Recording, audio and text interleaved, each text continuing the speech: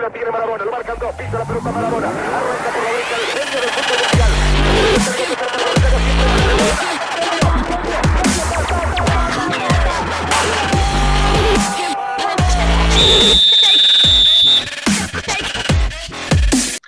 Olá a todos, bem-vindos a mais um programa de marketing do futebol. Hoje com dois convidados muito especiais, aos quais lhes vou colar um rótulo de monstros, neste caso monstros da comunicação. Temos António Macedo e Rui Cardoso Martins. Passo a fazer uma breve introdução. São pessoas que no seu trabalho já têm uma longa carreira. Eu abreviei um pouco, peço desculpa, mas quem tiver curiosidade eu deixo no link desta conversa uma biografia mais completa. Começo por apresentar António Macedo, jornalista locutor de rádio. Começou na Rádio Universidade, passou pela Rádio Comercial de Angola, onde fez relatos de futebol, hóquei, basquetebol. É um dos fundadores de jornais como o Sete, Notícias da Tarde e a Revista Mais. Um dos fundadores da rádio da TSF, cofundador da Central FM, passou pela Rádio Nacional, pela Rádio Nostalgia, fez locução e voz off de programas como 1, 2, 3 e o Isto Só Vídeo. Atualmente está na Antena 1 e participa na Sport TV na aposta tripla. Muito obrigado, António, por ter aceitado então aqui o meu convite. O Rui, escritor, jornalista, argumentista, começou como repórter e cronista no Jornal O Público, é um dos fundadores das produções fictícias, onde um dos trabalhos que eu gostei muito de assistir foi o Contra-Informação, embora tenha escrito para outros, coautor do argumento da longa-metragem A Herdade, argumentista também do telefilme, ou do filme Zona J, telefilme não, peço desculpa, também uma longa-metragem, coautor da série policial Sul, escritor de várias obras, escritor também da peça de teatro Última Hora, que irá entrar em cena novamente no Dona Maria II, professor da Universidade Nova.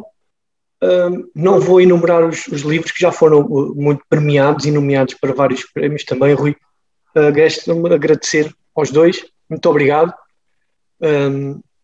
E vamos aqui ter uma conversa. Diga. Eu só tenho que fazer aí uma correção, porque já não estou na Antena 1. Já não está na Antena 1, peço imensa desculpa. Não, agora não faz mal. Eu agora não estou em lado nenhum, tirando a colaboração na Sport TV. Estou retirado e depois E muitas saudades. Muitas saudades me reformei. Muitas saudades tenho eu de trabalhar. E eu também tenho saudades, eu também tenho. Nós falávamos todos os dias de muita gente. É verdade. Fica feito o reparo. Tive a honra de ter um dos meus parceiros, foi o Rui Cardoso Martins, no último ano e meio, 2, para aí. Bem falta fez. Bem falta faz. Bom, sim. Também já não estou. Pois eu sei,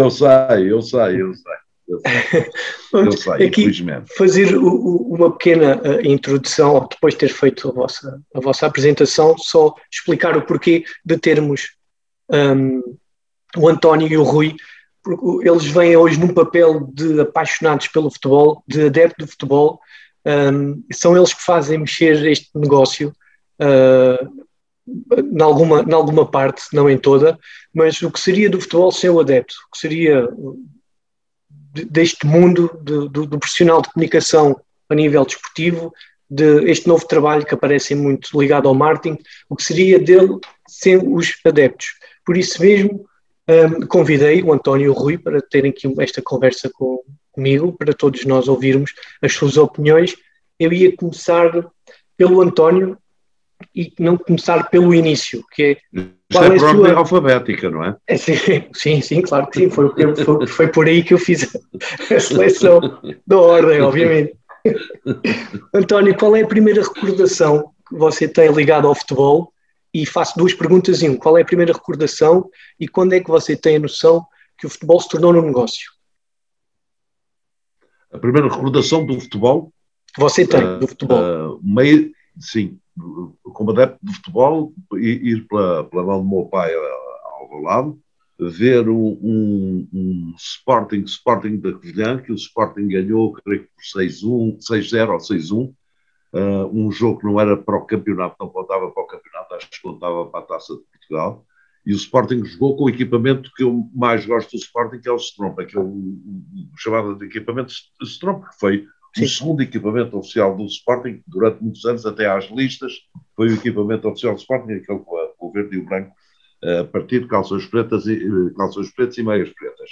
E esse é o primeiro. Fiquei deslumbrado com um jogador que se chamava David Julius, e depois foi aportuguesado, ele era sul-africano, foi o primeiro juntamente com outro jogador do Sporting, com o Lúcio, mas eu acho que ele foi mesmo antes do Lúcio, foi o primeiro internacional português naturalizado. Ele era natural da África do Sul, naturalizou-se português e jogou na Seleção Nacional 5 ou 6 jogos, era um médio fantástico. Hoje os ingleses e nós, por adaptação, diríamos que era um médio box-to-box, um jogador absolutamente formidável. E este é o primeiro momento. O primeiro momento em que senti que o futebol era um negócio, enquanto estava a dizer isto, estava a tentar lembrar-me se há um momento especial. Eu acho que não tenho um momento especial, mas tenho um acontecimento especial, e ele tem a ver justamente com os equipamentos. É inadmissível que o Sporting, equipe de azul, com o Manchester United, equipe de zebra, com o Benfica, equipe de cor de laranja, com o Futebol de Porto, equipe de cor de castanho, portanto, eu acho que isso é a parte, digamos, mais visível para o adepto do futebol, daquilo que é um negócio, do dinheiro que gira à volta do futebol, em que toda a gente parece ganhar, ou quase toda a gente, e em que o detentor do meio de produção, que é o clube, é o único que perde. E os grandes clubes têm dívidas monstruosas.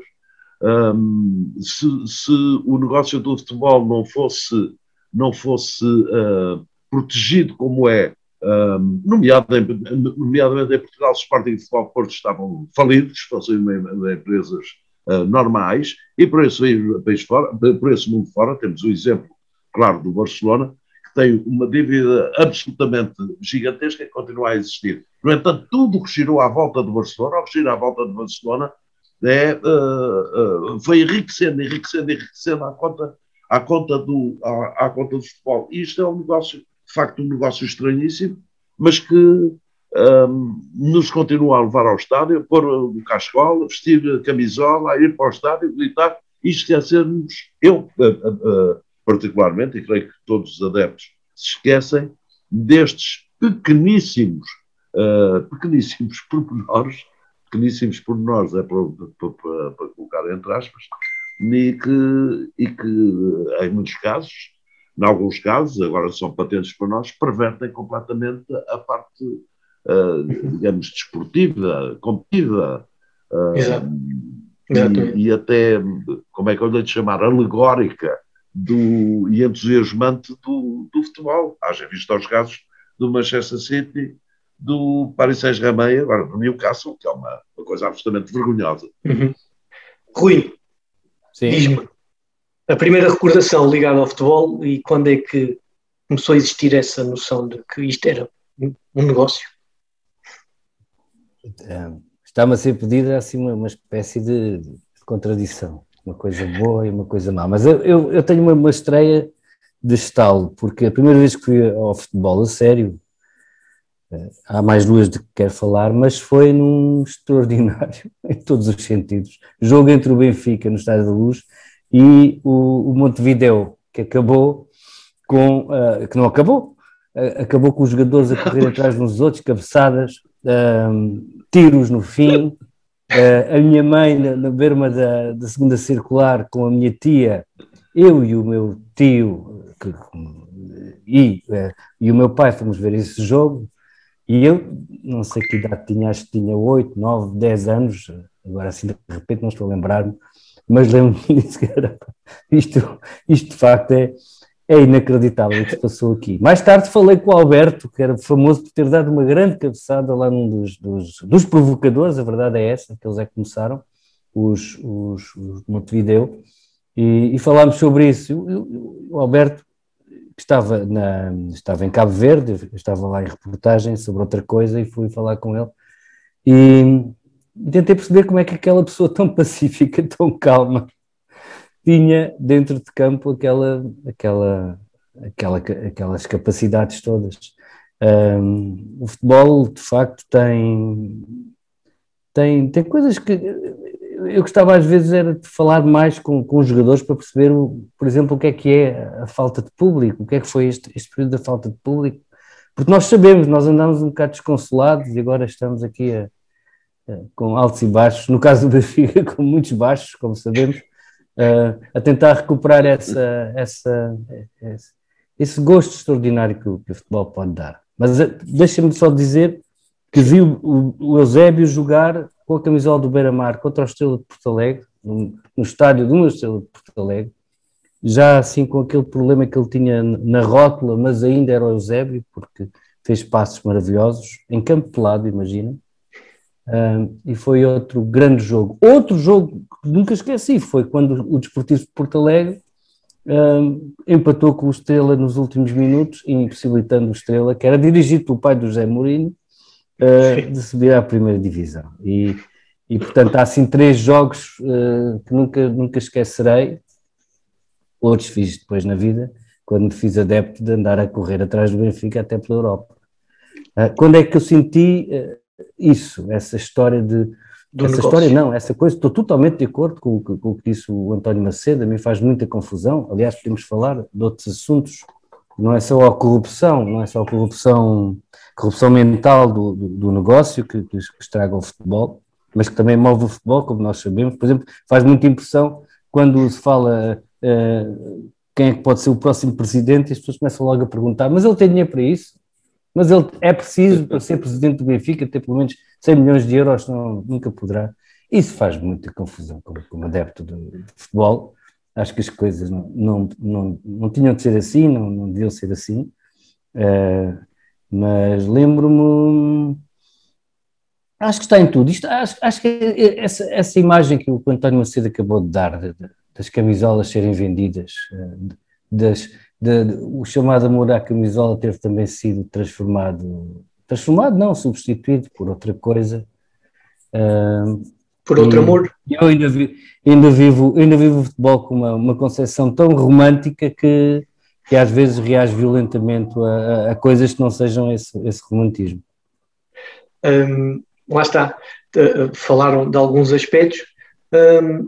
Será que, pronto, vocês falaram em relação às camisolas, eu comecei a ter mais a noção quando começou a haver a transferência de jogadores. Quando começou a haver essa movimentação que a lei Bosman veio a acelerar ainda mais, e começam a aparecer outros agentes do futebol, né? Começam a aparecer os empresários dos jogadores. Estes empresários vêm acrescentar alguma coisa ao futebol? António, o que é que acrescenta um empresário ao futebol? Eu acho que, como em todas as circunstâncias, depende de quem exerce, de quem pratica. Não, essa é uma parte que eu admito, sim, que seja sensível, um aspecto que é sensível, o aspecto de que tu falaste, enfim, das transferências, a história do amor à camisola, pensar, por exemplo, no Arthur Russo, o Arthur Correia, que era benfiquista, Benfica desde pequenino, jogou no Sporting e vestiu aquela camisola com uma raça que sempre o caracterizou. Sim, isto é um bocado complicado, ou pensar agora, ou olhar agora para o João Mário, como olhei para o Simão, ou olhar agora para o João Mário a jogar no Benfica, aliás, a jogar superiormente no Benfica, como não era difícil de prever que sucedesse, por ser um jogador da categoria que é. Isto é realmente um bocado complicado para o adepto, mas a mim nunca me chocou muito, porque eu sempre entendi que a partir do momento em que aqueles jogadores que dão pontapés e cabeçadas numa bola fomentam um espetáculo que é pago, que eu pago para assistir, ou de uma maneira ou de outra pago sempre para assistir, ou como sócio, ou pagando um bilhete para aquele desafio, portanto pago sempre. Eu acho que tem que ser remunerados em função disso e tem que ter uma remuneração de acordo com o espetáculo que me proporcionam. Portanto, pensei também para mim, enfim, ou sempre tive isto presente, tendo uma vida, enfim, muito precária em termos de tempo, não é? Aqui há 20 anos as carreiras, há 30 as carreiras acabavam aos 31 anos máximo, o jogador entrava em ocaso. Agora já não é tanto um caso. Mas, portanto, tinham que fazer pela vida, dado que eles não faziam outra coisa, não é? Passaram a treinar todos os dias e etc. E, portanto, a entrada neste quadro, neste cenário, de pessoas que os ajudassem a não se preocupar com isso e a negociar eles em nome do... Pareceu-me que não era contraditória relativamente, não era nada contraditório relativamente enfim, ao romantismo, ao romantismo que o futebol, obviamente, deve conservar. Sucede que isso cresceu de forma exponencial. Esse tipo de relação entre o agente do futebolista e o clube, que é mais do agente do que do próprio futebolista, cresceu de forma absolutamente exponencial e muito e completamente desregulada.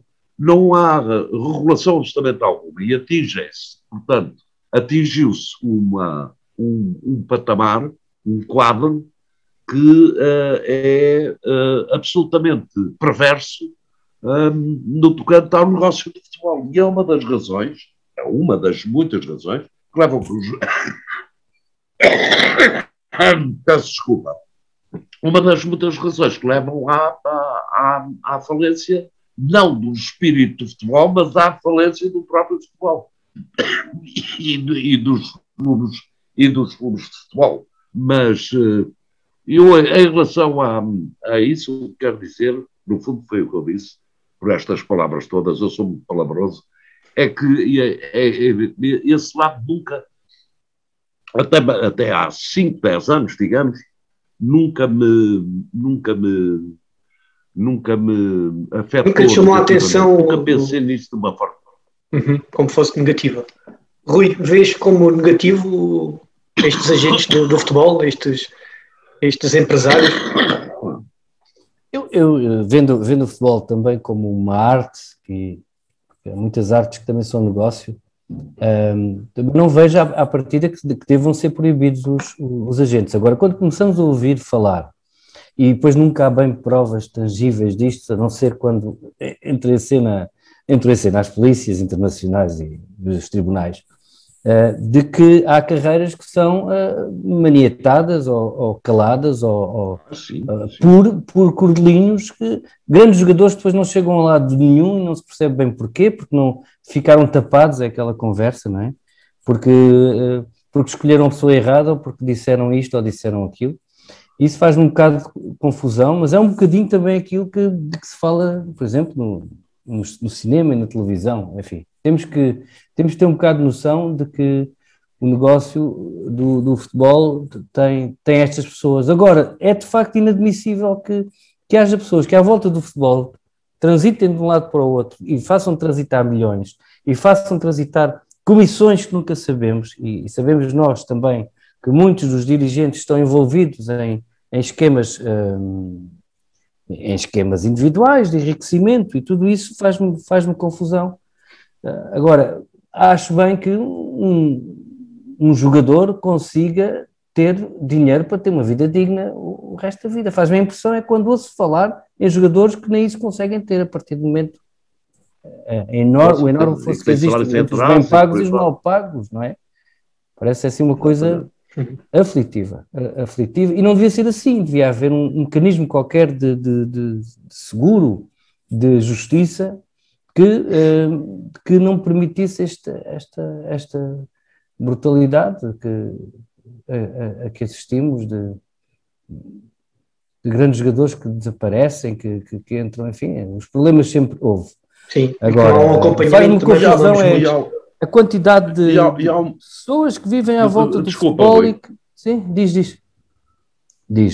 O que eu ia dizer é que isto, para pessoas da palavra, como tu és, particularmente, afinal, Rui Cardoso Martins, neste caso concreto, há uma coisa que define ou caracteriza de forma brutal justamente a parte, digamos, mais negativa e mais perversa que isto tem. É o Benfica, estou a dizer o Benfica, como dizia o Sporting, força, comprou o João Mário. Não comprou João Mário nenhum, não é? Comprou um passe do João Mário. Claro. Mas esta linguagem introduziu... É a linguagem do futebol, é a linguagem do negócio do futebol, e é tremendo que esta linguagem tenha sido adotada e seja a linguagem comum, inclusive é dos jornalistas e das pessoas que vivem à volta do futebol. Não há o passe, há um jogador, há a figura. Isto é quase uma coisa esclavagista, não é? Bem entendido, não estou a confundir traveira pai com traveira filho. Mas, de qualquer das formas, tem contido há muita desumanidade nisto. É como eu não gosto nada de dizer que o Sporting joga contra o Benfica, não. Eu acho que o Sporting joga com o Benfica. Há um jogo que é o Sporting com o Benfica, ou o Benfica com o Sporting, porque nunca é contra. Mas esta linguagem é a linguagem do futebol, é uma linguagem bélica que está instalada e que deixa atrás de si toda ou que traz com ela, que transporta um sentimento que não tem nada a ver nem com o desporto em geral, nem com o futebol em particular, ou pelo menos não devia ter. E todos os abusos começam na linguagem, concordo contigo. Todos os abusos... Exatamente.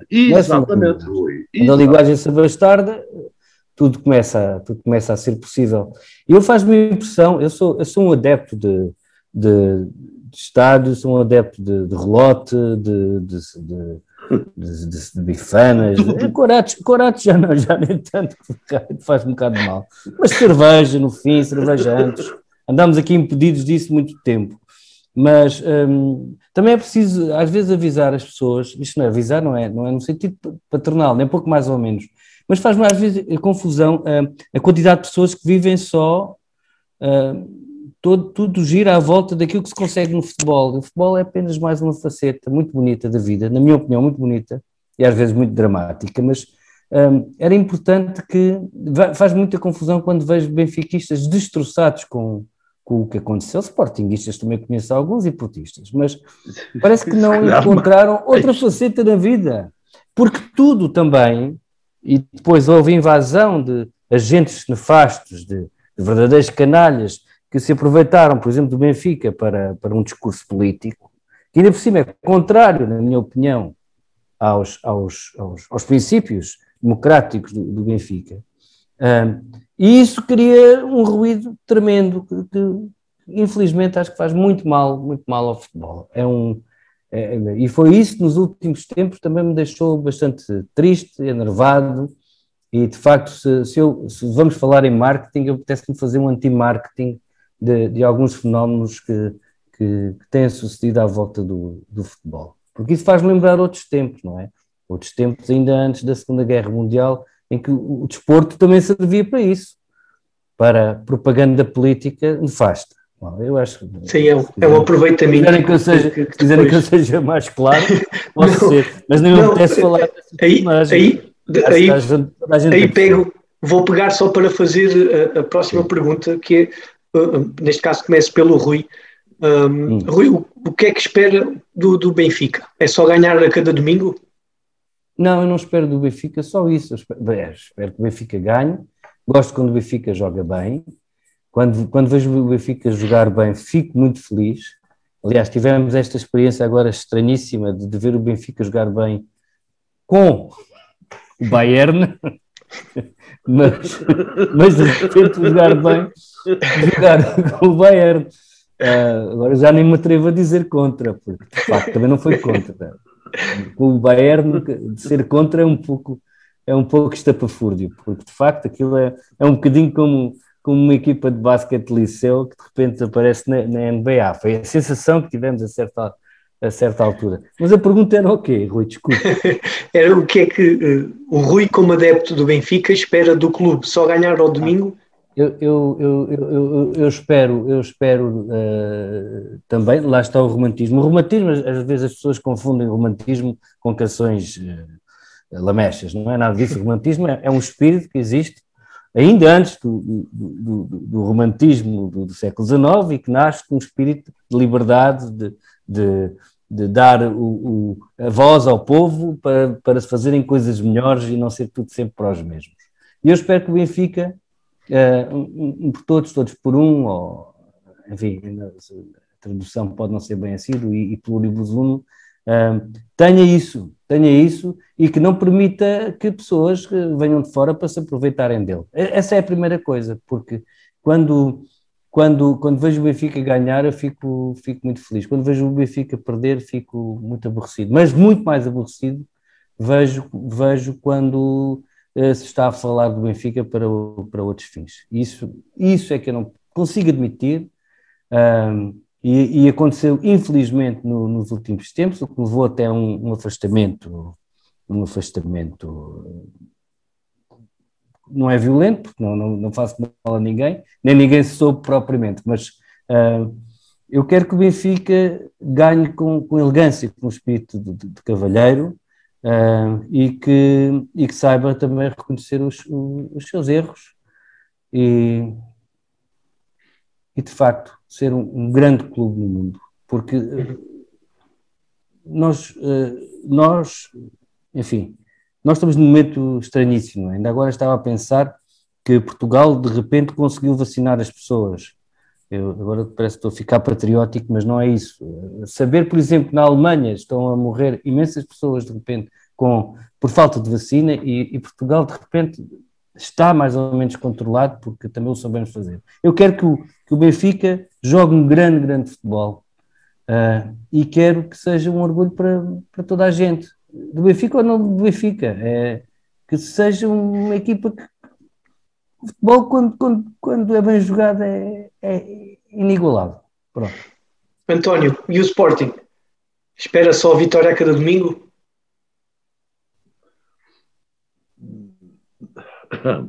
Eu estou tentado a fazer a secundar absolutamente o Rui Cardoso Martins, porque eu devo dizer que sou sportinguista porque o meu pai era a única pessoa da família que também era do Sporting. E portanto, eu admito que tenha, sem dificuldade nenhuma, admito perfeitamente que me tenha influenciado, não é? Pronto. Mas de resto, a minha família não era ninguém do Sporting, e de resto eu continuo a estar isolado entre mulher, filhos, netas, é tudo do Benfica, menos dois, três dos meus cunhados, mas se eu disser que tenho 14 cunhados, 3 estão em minoria. Aliás, temos que falar mesmo muito mais grosso que os outros todos para nos conseguirmos fazer ouvir no meio da família. Bom, mas isto tudo para dizer que a principal razão, eu nunca tive dúvidas em relação a isso, a principal razão porque eu sou do Sporting foi porque no colégio onde eu andava, e depois nos primeiros anos do liceu,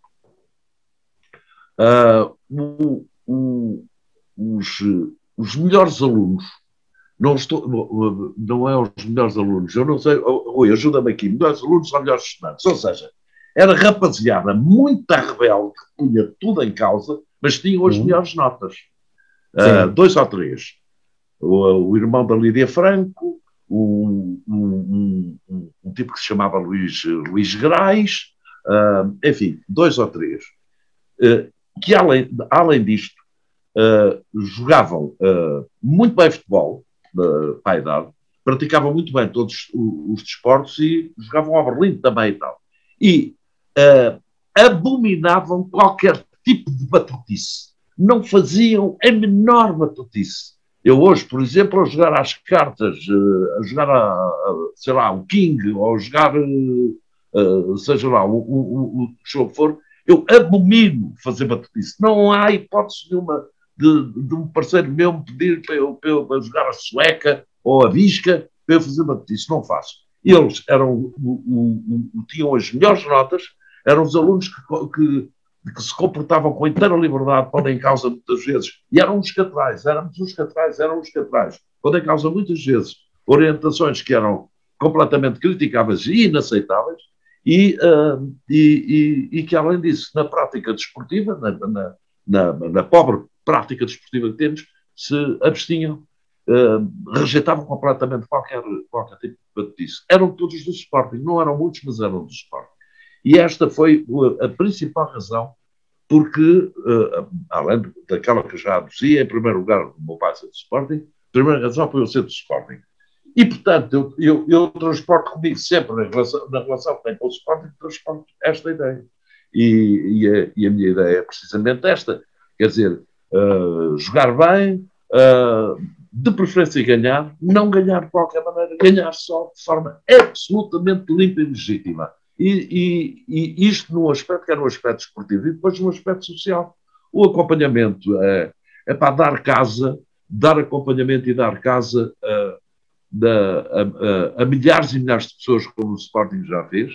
No Sporting em Alvalade, no velho Alvalade, as portas abriam às 7h30 da manhã e fechavam às 11 horas da noite e durante estas horas todas estavam pessoas dos 7 aos 77 ou dos 8 aos 88, não sei muito bem, mas desde miúdos de terríssima idade até idosos mais velhos do que eu sou hoje, praticavam ali desporto. Em Alvalade eram milhares de pessoas que se circulavam ali ao longo do dia. E é isto que eu peço ao Sporting, que quero do Sporting, no futebol e em todas as modalidades, jogar bem e ganhar com toda a legitimidade. No resto, e em termos sociais, porque é bom lembrar isto, é sempre bom. Quando os bem-pensantes se atiram ao futebol e se atiram aos clubes, em alguns casos com razão, por causa das coisas todas pouco legítimas e bastante sombrias que se tem, para não chamar outra coisa, que se tem passado no futebol, é bom recordar que se há desporto em Portugal, se há verdadeiramente desporto e desporto de base, durante muitos anos, nomeadamente até ao 25 de Abril, isso fica a dever-se aos clubes, aos clubes, às associações, pequenas e grandes, por esse país fora. Na grande cidade de Lisboa, ao Sporting e ao Benfica, mas também ao Belenenses, ao Atlético e ao Oriental. Se não existissem esses clubes, não existia desporto algum, porque o desporto escolar era zero, absolutamente zero. Era uma coisa absolutamente irrelevante e até, em alguns casos, bastante idiota e repulsiva, que afastava da prática desportiva muitos miúdos. E era nesse sentido que eu tinha aqui uma pergunta que era relacionada com a formação, que era, hoje em dia vimos, às vezes nas notícias, que há comportamentos impróprios dos pais fora do campo. Isto, mais uma vez, será por questões económicas. Todos queremos ter um Ronaldo em casa, todos querem ter uma reforma antecipada. Isto socialmente, o clube pode fazer alguma coisa para melhorar esta situação, ou vamos ver estas tristes imagens todos os anos?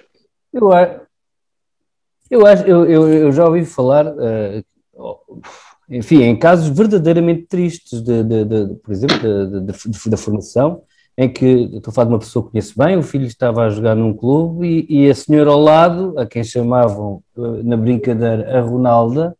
E porquê? Porque precisamente tinha investido no filho a ideia de que ele ia ser, na verdade, o que é que queria ficar rica, não é? E dizia coisas horríveis, como parte-lhe a perna, vai-lhe a canela. Estamos a falar de outros 5 e 6 anos. Ora, isto tem que ser combatido. E eu acho que este tipo de pessoas só percebe a coisa com sanções. Infelizmente, também podemos fazer sofrer a criança, mas de facto não é admissível que a violência seja puxada pelos próprios pais, e às vezes cenas de pancadaria porque aí o futebol transforma-se mesmo numa coisa horrorosa. São pais que se projetam na tentativa de ficar ricos. Isto é triste. Ao mesmo tempo, como é óbvio, estou totalmente de acordo com o que diz o António Macedo. Sem clubes, o desporto, imagino que quase não existisse, o desporto de alta competição, o atletismo, por exemplo, o salto em comprimento, o triplo salto, todas aquelas disciplinas altamente técnicas não existem sem os clubes. E isso também vem por arrastamento do futebol, como é óbvio, não é? Agora, o que é preciso é grandes dirigentes, e infelizmente a gente às vezes olha para eles e são pessoas muito, muito, muito duvidosas. Isso custa-me. Exato. Quando foi a última vez que ouviram um relato do futebol? Hoje que temos só futebol na televisão, quando foi a última vez? Rui, lembras-te?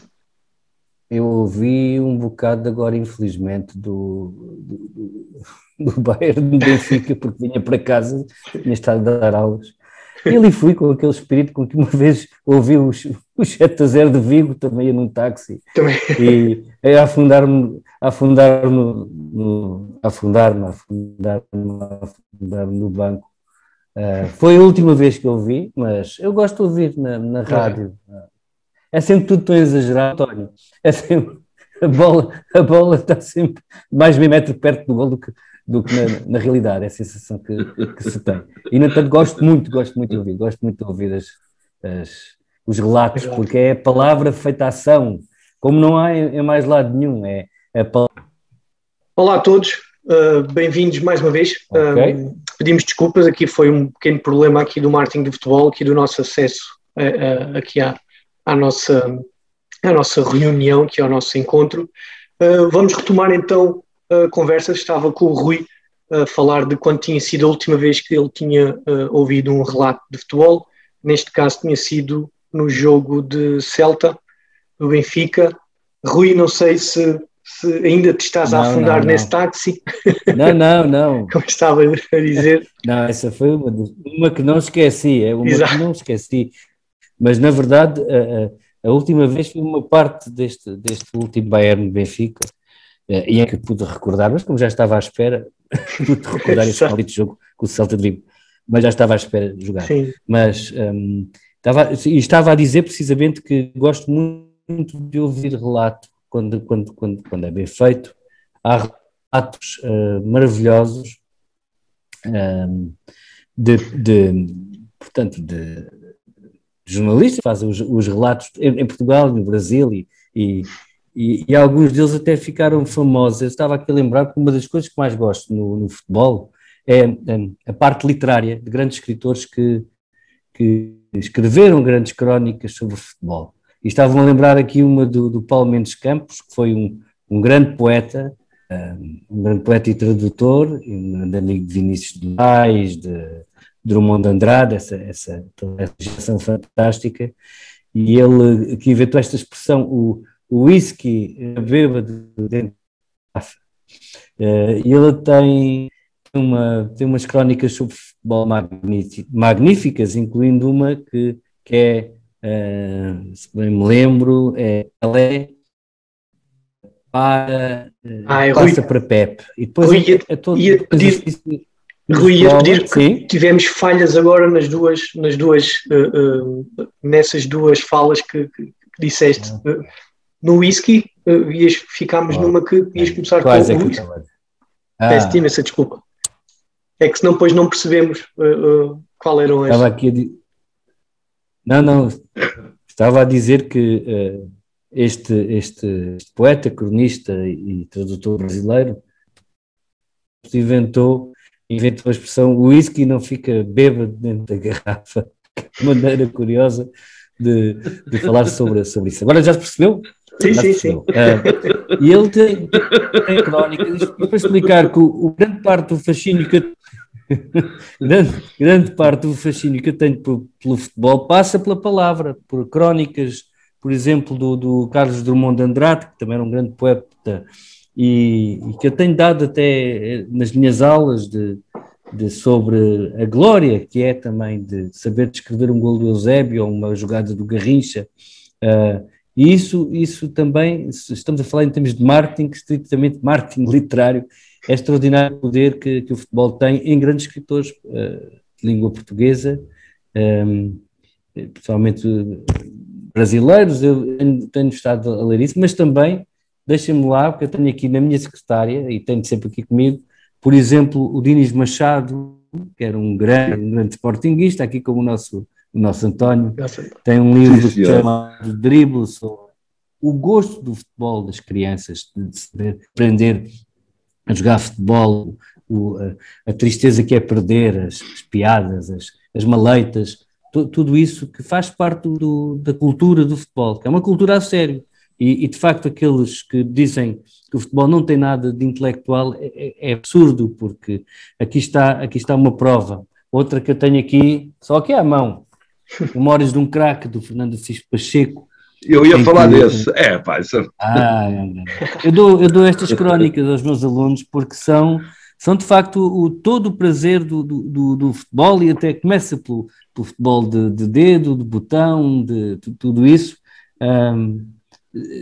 escritas de forma maravilhosa. E aí se vê também os grandes textos que há sobre o Maradona, do Valdano, por exemplo. Maradona, que está aí atrás do nosso Maradona, olhando o céu. Não se pode dizer que fosse uma pessoa completa imune à batota, mas era de facto. Isso até acabou por ser acabou por ser um gol político também, não é? Na altura.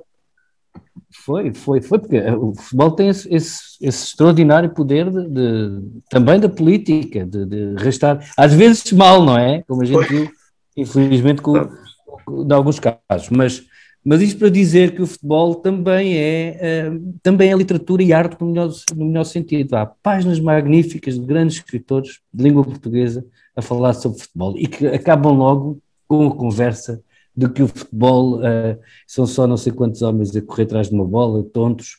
Não é nada disso. É paixão. O Valdano que disse, é muito mais do que isso. Não é uma questão de vida ou de morte, é muito mais do que isso. Esta frase, entretanto, fica um bocadinho no lugar comum, mas é um bocado de verdade. A alegria que sentimos, e aqui já incluo as representações nacionais também, não é? Que são outra coisa que se transforma às vezes também em casos bélicos, infelizmente, mas que são momentos inesquecíveis da nossa vida e que fazem parte da formação de qualquer criança. António, e qual foi a última vez que ouviu um relato? Um relato completo há muito tempo não ouço. Eu ouço sempre o rádio.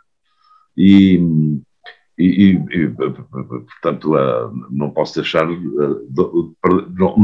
deixar perder esta oportunidade de falar da minha querida rádio, não é? Não há nada. Claro. A rádio é. Os cegos pela rádio seguem o futebol, não é? E não veem futebol senão pelos olhos daqueles que o sabem relatar de forma exemplar. Alguns dos melhores relatores do mundo, não tenho dúvida de dizer, são portugueses, ou foram portugueses. E estão sempre a aparecer novos relatores. E eu gostava de falar de um, que é acho que é um dos novos, pelo menos eu não conhecia até há poucos anos, não o conheço, só o ouço, é muito bom, chama-se António Botelho, é da TSF, mas evidentemente que ela é da geração, digamos, mais nova, mas depois atrás desta há toda uma geração e por aí fora. E o último que eu ouvi foi precisamente a abertura do Bayern Benfica, ouvi pelo rádio porque ia tarde para o estádio, ouvi pelo rádio a abertura do Sporting Ajax. Eu ouço há sempre um bocadinho que eu ouço pela rádio, às vezes até para me enervar, porque olhando eu a rádio, estando eu a rádio como escuto, sou bastante mais exigente em relação à rádio do que em relação a outros meios de comunicação, digamos assim, por vezes enervo-me também com algumas coisas, mas pronto. Mas a rádio é a minha companhia e está sempre presente, e no futebol também. E é uma atividade, eu devo dizer que é uma atividade absolutamente, é um exercício, não é atividade, é um exercício absolutamente extraordinário. O relato de futebol é a coisa mais difícil que eu já fiz.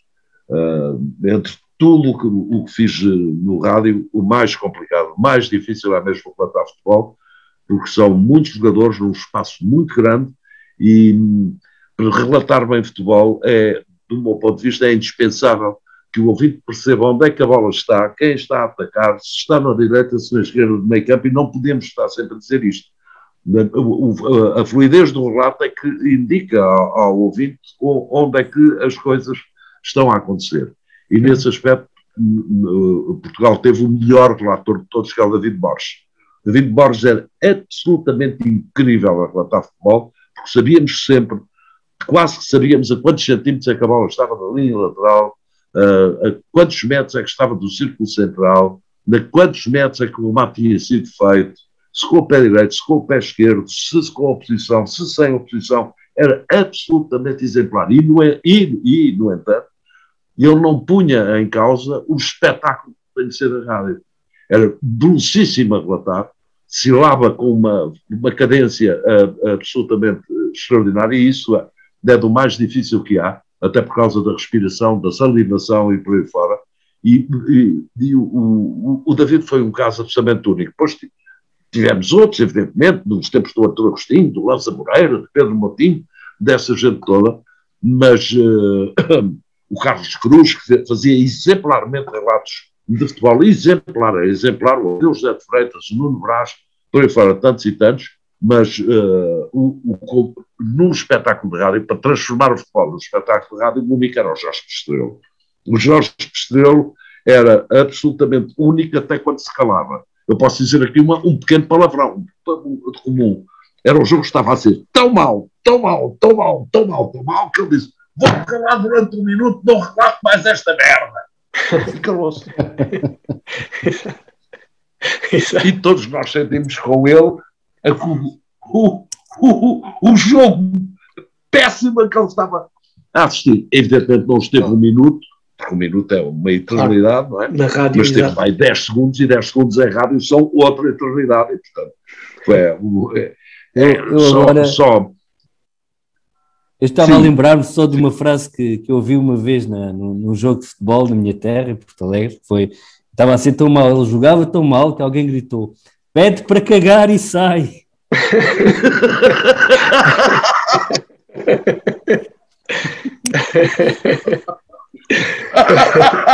Meus senhores,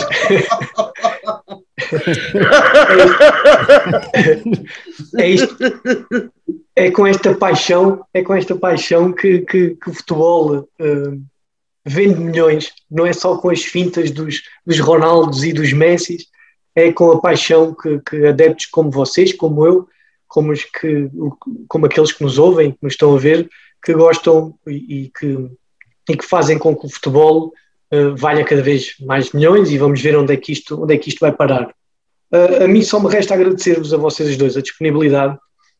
Para mim é uma grande honra ter falado mais uma vez com estes dois monstros da comunicação.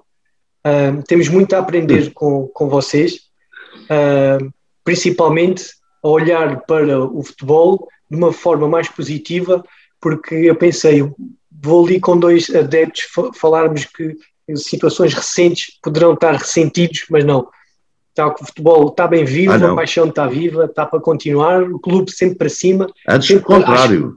Exatamente, sempre à espera de não só ganhar a cada domingo, mas sim que os valores continuem e que os clubes transmitam isso às novas gerações, lá está, com o apoio dos adeptos e de quem trabalha no futebol. Rui, diga-me. Sim. Rui, se ainda tenho mais um minuto, eu há pouco tempo falei nisto na minha participação no programa da Sport TV, na aposta tripla, mas eu recentemente saiu na imprensa, e eu, claro, leio muitos jornais e evidentemente às vezes deixo-me levar, gosto de ser levado por textos absolutamente notáveis. Olha, o Levante Surreal, muito Levante Surreal, faz favor. E o Rui Martins não reage. O Ricardo Martins. Obrigado. E, li a propósito do futebol e do que é o futebol para o adepto, há um texto absolutamente exemplar saiu num domingo, eu acho que foi no domingo, dia 10 de outubro, no Jogo. É um texto do jornalista José Manuel Ribeiro, a propósito de uma declaração feita pelo selecionador espanhol, o asturiano Luís Henrique, que disse que não lia jornais e não dava crédito àquilo que os jornais diziam, nem aos jornalistas, porque ele sabia muito mais de futebol que os jornalistas. E o José Manuel Ribeiro, no Jogo, entende dever responder ao Luís Henrique a esta declaração arrogante do Luís Henrique, e falo de forma exemplar. Porque, e agora era aqui que eu queria chegar, sem o adepto não havia Cristiano Ronaldo.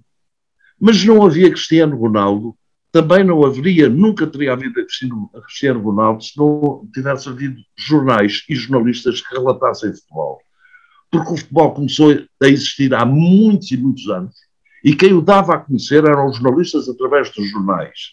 Porque o futebol na rádio só nos anos 50, o futebol na televisão só nos anos 90, e, portanto, só aí é que ele, de facto, chegou às grandes massas e se transformou na brutal indústria que é hoje. Porque até então, o futebol era o futebol no estádio, o futebol dos adeptos, do Zé do Cascol, do Zé da Carizola, que só tinha a reprodução daquilo que tinha visto, ou que ficava a saber aquilo que tinha acontecido, nas descrições feitas diariamente pelos jornais, pelos jornalistas, e era assim, foi através disso que se fizeram os ídolos e que se fez o futebol que hoje nós conhecemos. E é a grande resposta, num texto notabilíssimo de José Manuel Ribeiro, é a grande resposta que é lá dada a arrogantes, como o Luís Henrique nem fazia ideia que ele tinha essa arrogância, ou pelo menos que se responde e se coloca o quadro, não é? Se contextualiza muito bem a história do futebol. O futebol é dos adeptos, são os adeptos que fazem futebol e mais ninguém. Depois gira muita coisa, os adeptos são tão fortes que o futebol chegou àquilo a que chegou na atualidade. É isso. Exato. Sem dúvida, António. António, Rui, muito obrigado. Foi um excelente programa. Tive um prazer enorme de estar aqui a ouvir-vos. Àqueles que nos assistem, assistam ao próximo Marketing do Futebol.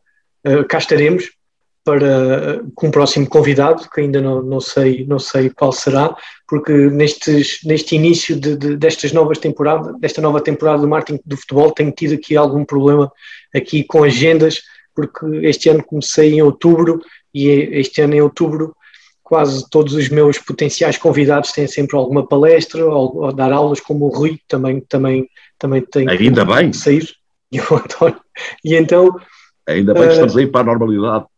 Exatamente, a todos muito obrigado. Assistam o próximo Marketing do Futebol, porque o futebol não vive só da bola. Muito obrigado. Obrigado nós. Obrigado.